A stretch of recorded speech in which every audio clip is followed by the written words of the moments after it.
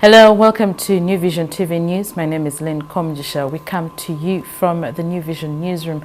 We bring you news around Uganda, news around the East African region, and news around the world. We also bring you our Daily Pal of Africa series, as well as a special report. For now, for news around Uganda, let's start off with news coming in from Kampala. Popular artist Chameleone was today officially welcomed to the Democratic Party during a colorful function at Tanzania. The singer, who recently announced his intention to contest for Kampala Lord Mayorship on the DP ticket, was accompanied by his brother Palazzo.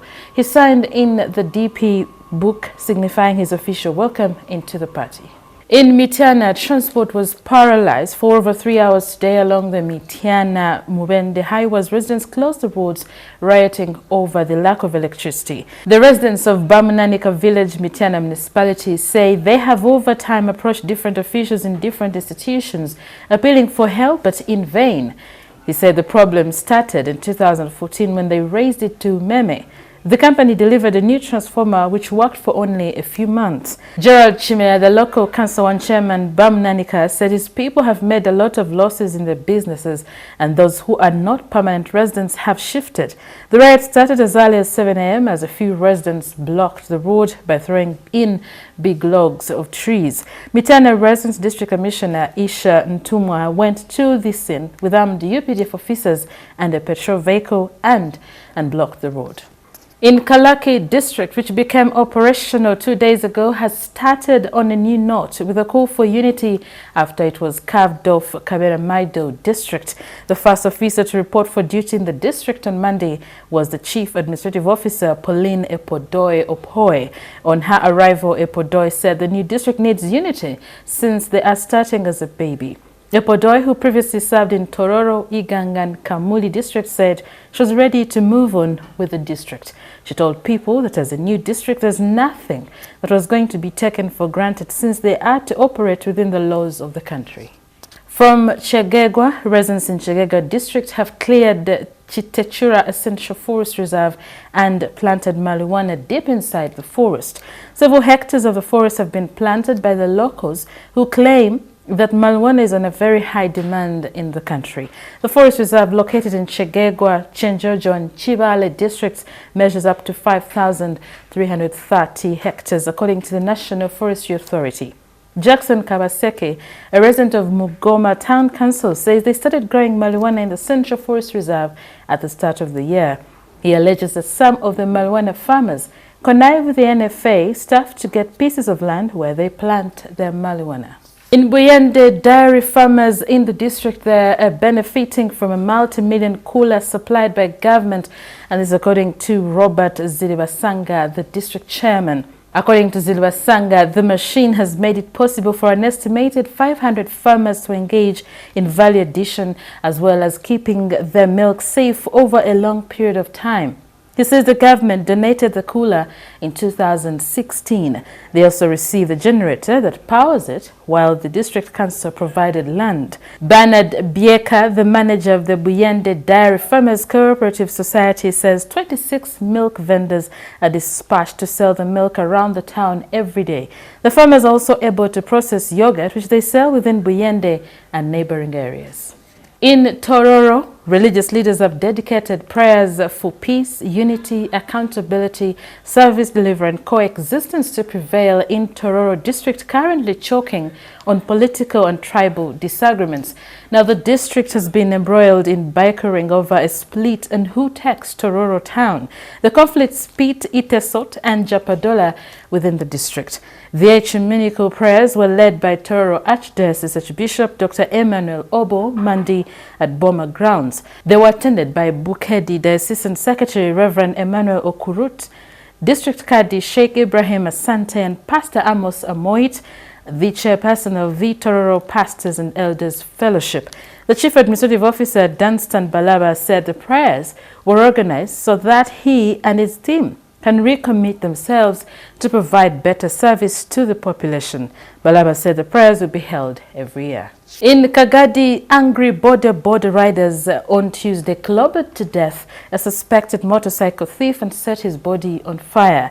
The man, identified as Alex Mandela, is said to have hired a border cyclist identified as Henry Magezi from Nakulabye stage in Kagadi town to take them to an unknown destination before turning against him on the way. Magezi said that when they reached a thick bush in Nyaruziba village, Kagadi town, the suspect was joined by another man, and the two threatened to kill him if he did not surrender the motorcycle. He gave in to their demands, but immediately alerted his colleagues, who mounted a search for the motorcycle and the suspects. According to the chairperson, Nakulabye border stage, Dennis Sebugwao, the cyclists waylaid the suspects in Rutete town and managed to get one identified as Mandela, a resident of Kashagali village, Chakabandima sub-county. From Adjumani district, more refugees from Adjumani district are increasingly opening bank accounts to switch from receiving food rations for cash so that they can be able to plan for themselves. Every month, 2,000 to 5,000 refugees are embracing the scheme voluntarily, being sensitized by the World Food Programme on the merits and demerits. Now, under the cash program, which is already serving 131,000 refugees in Adjumani, each refugee is entitled to 31,000 shillings per month. Petrock Wilton, the WFP communications officer at Rural Office, said the cash program is an alternative to food aid, and once a family switches to receiving cash, it cannot get food anymore until about 6 months, when a reverse decision can be made.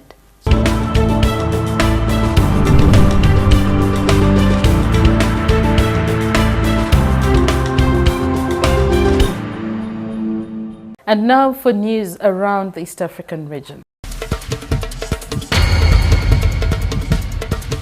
In Kenya, Jomo Kenyatta International Airport has come under the spotlight after a stowaway fell out of a Kenya Airways plane's landing gear as it approached Heathrow Airport.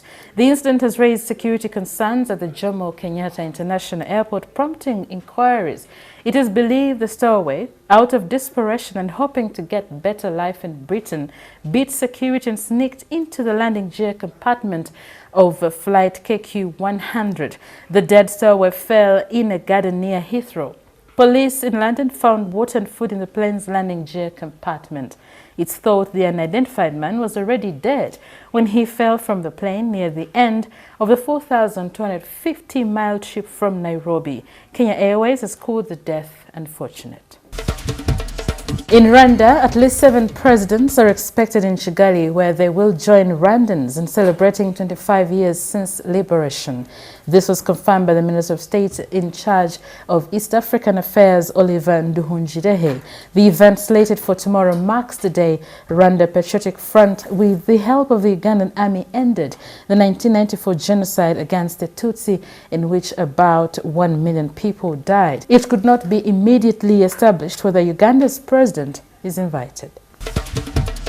In South Sudan, authorities have confirmed an Ebola case not far from the border of South Sudan and the Democratic Republic of Congo. South Sudan's health ministry says that the case was registered in the town of Ariwara, situated in the northeastern Ituri province, which is about 70 kilometers from the border with South Sudan's Yei River State. In Tanzania, the Bank of Tanzania has invited individual entities and licensed banks to venture into foreign currency dealership after announcing tough new regulations to govern the sector. Microfinance and Bureau de Change Operations Manager Victor Tarim says people are welcome to open forex shops in their private capacities after fulfilling the criteria from the central bank and the 2019 foreign exchange regulations. We go now into news around the world. In Madagascar, the president of Madagascar has chartered a plane to fly fans to watch the first knockout round of the Africa Cup of Nations in Egypt. Tournament debutants Madagascar have been the surprise package of group stage, beating one of the favorites, Nigeria, to earn a tie against the Democratic Republic of Congo. Excitement has been building on the island since Sunday's victory, and President Andre Rajoelina is making a 480-seat plane available. In Sudan, mediators attempting to resolve the political crisis in Sudan have called on the Transitional Military Council and the opposition to hold direct talks. The Ethiopian representative, Mohamed Daril, said both sides had agreed to a framework presented by the African Union, but remained in dispute over who should lead the country into elections. In Libya, nearly 40 migrants were killed in an airstrike Tuesday night in the detention center in a Tripoli suburb, blamed on Libyan strongman Khalifa Haftar, who has been trying for 3 months to seize the capital. At least 70 were also wounded in the raid on Tajora, an emergency services spokesman told AFP. He said 120 migrants were detained in the hangar, which was directly hit by the strike. Like the Kenyan stowaway in our earlier story, who dropped out of a plane as it landed at Heathrow Airport in London, the migrants in Libya are on a risky journey to Europe in hope for a better life. From the USA, automobile industry legend Lee Iacocca, who is credited with creating the iconic Ford Mustang and saving Chrysler from bankruptcy, died Tuesday at the age of 94, according to U.S. media. Iacocca died at his home in Bel Air, a neighborhood of Los Angeles, from complications of Parkinson's disease. Chrysler said in a statement that the company is saddened by news of Iacocca's death. News from China. Prime Minister Li Keqiang reaffirmed China's commitment to opening up to foreign investment. Now, according to China Daily, a leading newspaper, the premier announced a string of measures to broaden market access, including steps to scrap limits for financial companies 1 year earlier than planned. China will allow full foreign ownership of securities companies, future businesses and life insurance companies by 2020, and will broaden market access for foreign investments in sectors such as telecommunication services and transportation. We now take a quick break and return with news in business.